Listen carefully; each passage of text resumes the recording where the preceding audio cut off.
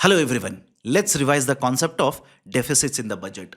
Earlier, the government of India used to calculate budget deficit as well as monetized deficit. That has been discontinued. Today, we calculate four types of deficits. Starting with the first one, a revenue deficit. It represents the difference or the excess of revenue expenditure compared to revenue receipts. In fact, under the original FRBM Act, the target was to reduce the revenue deficit to 0% of GDP. The argument behind this is you need to borrow from the market to create assets, but not for consumption purposes. And the revenue account is associated with the consumption expenditures of the government. Second one is effective revenue deficit. This has been introduced based on Rangarajan Committee recommendation.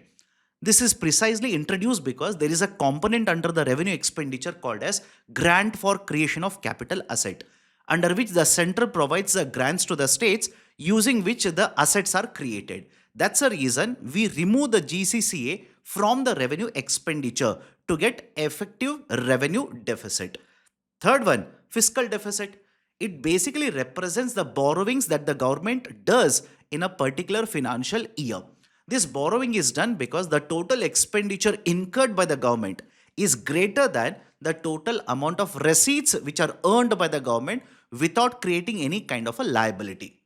The formula is very simple: total expenditure minus non-debt creating receipts, which is nothing but the sum total of the revenue receipts plus non-debt creating capital receipts. So difference between that is bridged by the government by borrowing from the market. Hence, fiscal deficit represents borrowings done in this financial year by the government.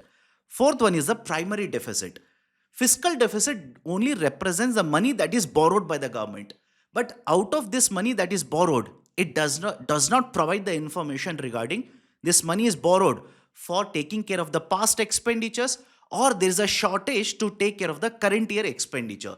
That information is provided by calculating the primary deficit. And this is calculated by subtracting the interest payments from the fiscal deficit. Finally, there is also total liabilities of the central government, which is calculated by taking the sum total of the public debt, public account liabilities, as well as extra budgetary resources. This represents either the government of India borrowing directly from the market for which it is liable, or from other sources indirectly for again which it is liable for the repayment.